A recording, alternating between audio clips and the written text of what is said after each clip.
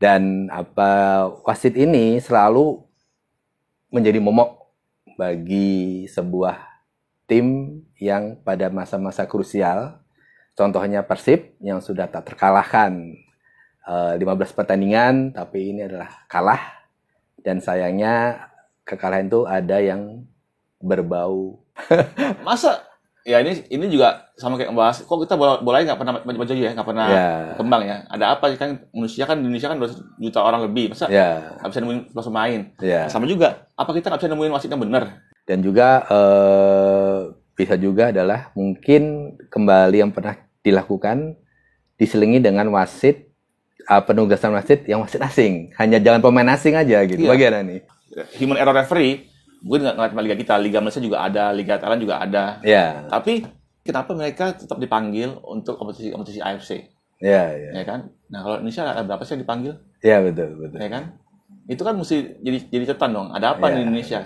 Hal-hal yang terlalu mencolok kadang-kadang mesti dilakukan, padahal itu masalah apa-apa.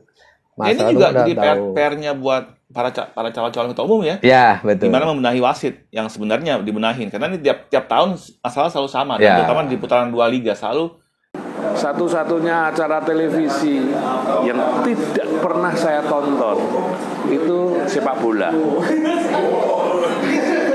Nonton 22 orang berebut satu bola itu bagi saya orang sentring, kurang kerjaan. Kalau saya berurusan dengan sepak bola itu cuma membaca tulisannya Romo Sidunata. Tapi yang saya baca bukan bolanya, tapi di sana ada nilai-nilai filsafat tentang bola, bersumber dari bola. Bola bicara tentang manusia. Itu baru waras. Sepak bola kok ditonton. Tapi ya tetap saya yakin kalau Anda semua mau menyesatkan diri untuk sukses melaksanakan judi online, nontonlah Jojomeo menjadi inspirasi Anda. Minimal Anda bisa menghasut cucu-cucu Anda jadi pemain bola. Minimal Anda sendiri punya insting kalau main judi bola menang.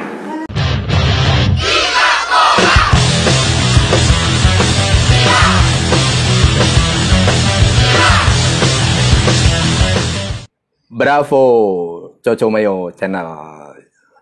Jumpa lagi di obrolan tentang sepak bola Indonesia. Dan kali ini saya bersama Bung Lano Mahardika. Kembali lagi. Selamat gini hari. Baik, mencermati kejadian-kejadian yang baru beberapa saat lalu atau mungkin beberapa hari lalu bahwa kembali. Ya, 3 game terakhir ya. 3 game yang baru ini ya. Kembali terjadi hal-hal yang di luar dugaan dan masyarakat umum telah banyak tahu bahwa wasit cukup berperan penting dalam hasil suatu pertandingan. Wasit lagi gitu. Jadi kalau ada istilah supporter pemain ke-12, dan ini juga boleh saya pribadi mengatakan wasit pemain ke-13. Di mana masyarakat umum udah tahu misalnya suatu pertandingan itu adalah offset tapi tidak di-fluid, atau sebaliknya tidak offset malah diberi pelanggaran. Jadi hal yang sangat vulgar karena masyarakat umum sudah tahu tapi masih tetap dilakukan. Dan wasit ini selalu menjadi momok bagi sebuah tim yang pada masa-masa krusial. Contohnya Persib yang sudah tak terkalahkan 15 pertandingan, tapi ini adalah kalah. Dan sayangnya kekalahan itu ada yang berbau offset, padahal patut ditanyakan ya. Patut ditanyakan saja itu. Nah, secara umum wasit itu bagaimana sih penugasan Bung Lano yang pernah berpengalaman di operator Liga Indonesia ini? Kalau dulu zamanku atau di Liga itu melalui Liga langsung. Gitu ya. Tapi kan yang saya dengar akhir-akhir ini sekarang kan penugasan sudah kembali ke PSSI.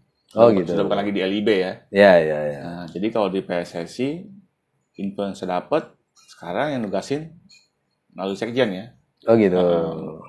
Kalau konsepnya atau siapa yang merancang suatu tugasnya Saya dengar di orang negeri presiden namanya Andes.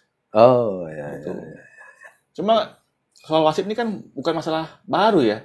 Tiap tahun pasti ada aja kan. Bahkan tiap bulan mungkin. Tiap bulan gitu. Nah, masa ya ini juga sama kayak membahas kok kita bola nggak pernah maju ya, nggak pernah kembang ya. Ada apa kan Indonesia kan 200 juta orang lebih, masa nggak bisa nemuin pemain. Sama juga, apa kita nggak bisa nemuin wasit yang benar? Ya betul. Ya kan? Di mana susahnya gitu loh. Ya. Kemarin waktu ada acara We Are Football Family di mana Jimmy berbicara bahwa salah satunya refreshment wasit itu ya ala kadarnya atau hanya sekedar legalitas saja. Padahal kan itu sangat penting kan buat pembelajaran kembali jam terbang dan juga istilahnya update yang terbaru dari ilmu terbaru. Nah, seperti itu. Nah, kalau memang nyatanya juga refreshmentnya juga hanya sekadar alanya ya kita juga susah untuk berharap banyak dari wasit yang sekarang ini, karena mungkin ilmu yang 5 tahun lalu masih digunakan gitu loh, kan begitu. Bagaimana Bung Lanung? Iya, masuk akal sekali itu. Masuk akal ya. Soalnya kalau kita bandingin performa wasit di luar negeri ya, di kompetisi luar negeri sama kompetisi Indonesia, itu kayak bumi langit ya. Kalau secara performa saya lihatnya ya, bahkan ya selain kita ngomong VAR lah ya, tapi dalam decision making kita terkesan ya contoh soal offside aja ya. Kan banyak kita lihat di pertandingan lagi berjalan cepat, lagi counter attack, wasit ketinggalan. Kan? Nah, terus setelah ngangkat offside. Di mana dia lihat offside dia sendiri terlambat kan istilahnya gitu. Nah, itu yang ini juga menjadi satu PR ya, karena hampir semua pertandingan sekarang live. Jadi kan ditonton oleh seluruh masyarakat Indonesia gitu. Jadi kelemahan-kelemahan ataupun tanda kutip kecurangan lebih mudah dilihat gitu. Terdeteksi. Tapi kenapa masih dilakukan gitu loh? Apakah memang ini suatu kebodohan atau memang disengaja? Itu yang perlu dievaluasi jelas gitu. Kalau kebodohan ya mungkin tentu dengan pembelajaran akan berubah di tahun berikutnya. Tapi kan tahun-tahun kita kan nggak berubah-ubah.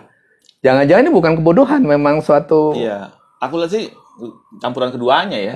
Jadi mungkin karena seringnya dalam tanda kutip menerima order atau pesanan atau apapun itu namanya ya.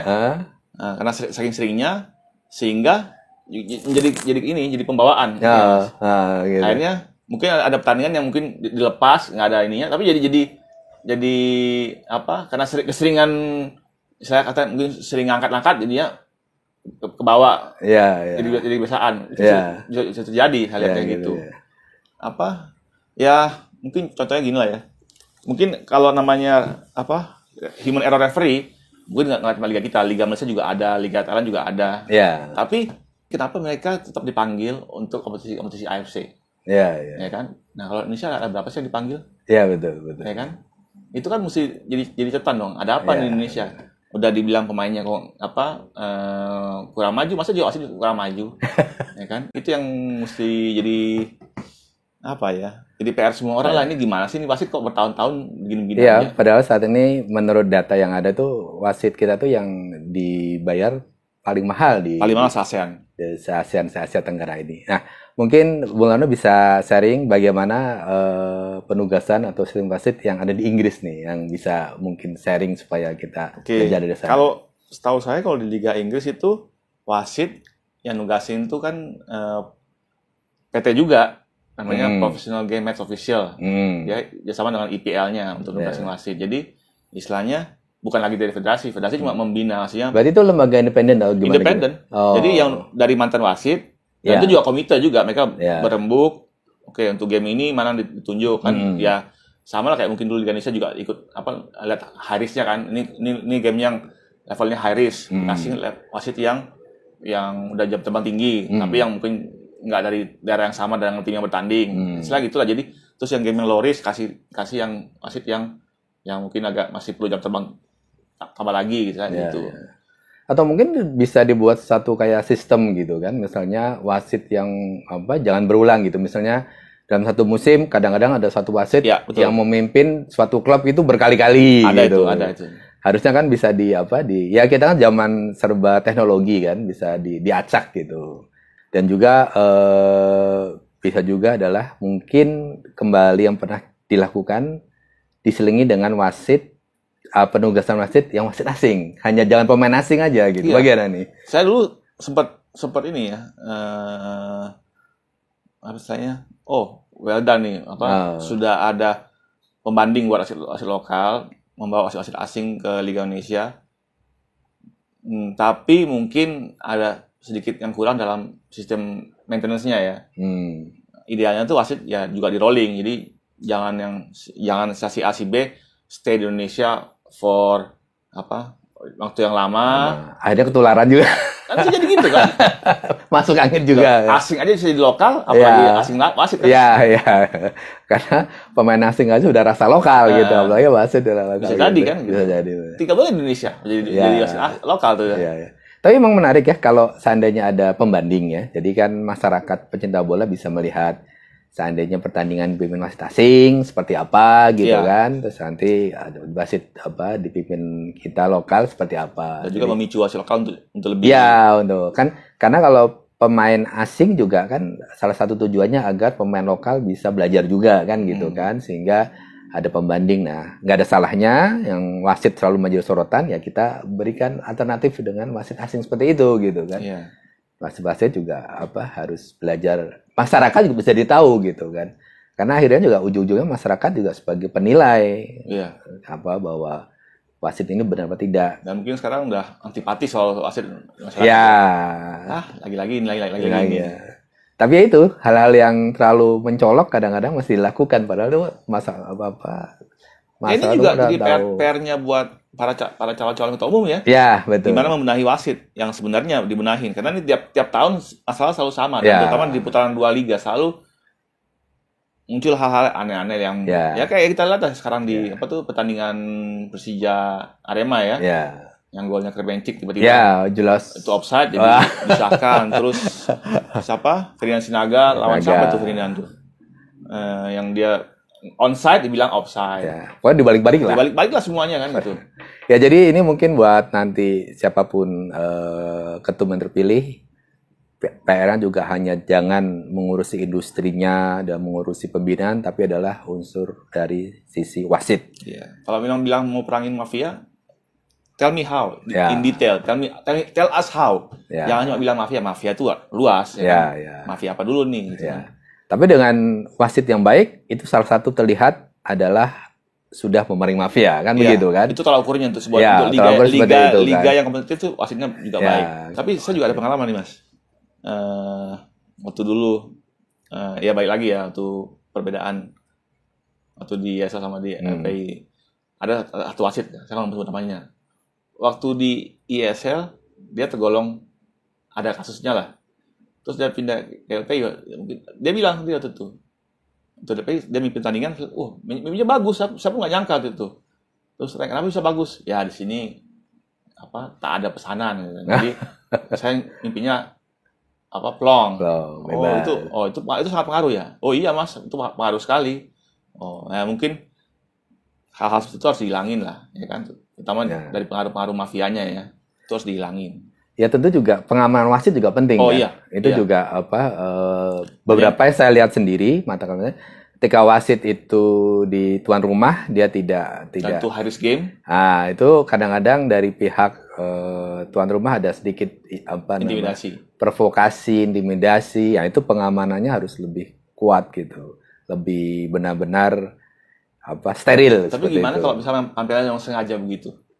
Ya inilah salah satu PR bagi ketum yang akan nanti, bukan hanya dari sini tapi juga dari klubnya, dari semuanya, untuk bisa sama-sama berubah kan gitu kan.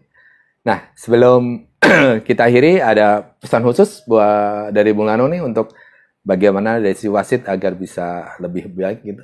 Ya harapan saya sih kedepannya kalau soal PSSI mungkin nggak ada salahnya kembalikan lagi mendatangkan direktur wasit asing, entah negara siapa, asal dia terjamin kredibilitasnya dan diberikan full authority untuk membina, artinya melahirkan wasit baru dan juga menugaskan wasit sesuai dengan asesmen dia. Ya, jangan lagi ada intervensi atau apapun namanya lah itu. Itu pertama. Kedua, ya itu mungkin ada baiknya kita buka kembali wacana wasit asing di liga. Ya bukan semua pertandingan, tapi dicampur lah. Misalnya dia tengah, di pinggirnya di asisten AW-nya lokal atau dibalik dia yang AW, utama lokal. Kan sekarang yang paling rame kan diskusi soal AW kan? Ya. Lagi rame soal AW. Kan? Nah, karena yang lebih dekat dengan kejadian sebenarnya. Iya, sama wasit yang di wasit ke-4 ya, yang di dekat gawang itu. Betul. Itu juga harus lebih tegas dan lebih membuka matanya lah. Ya, gitu. Karena itu lebih dekat kan jaraknya 2-3 meter itu. Iya. Tidak. Iya, bisa ada pelanggaran di kotak penalti yang memang benar pelanggaran atau yang bukan pelanggaran, ya. Disebutkan apa adanya lah gitu. Ya, kan. betul. Oke, itu tadi harapan dari Bung Lano, juga harapan dari Cocomel Channel agar wasit bisa lebih transparan, lebih baik lagi, sehingga masyarakat juga akan lebih senang untuk datang ke stadion menonton, karena pertandingan berjalan selain enak ditonton juga sesuai dengan regulasi. Adios, Cocomel Channel.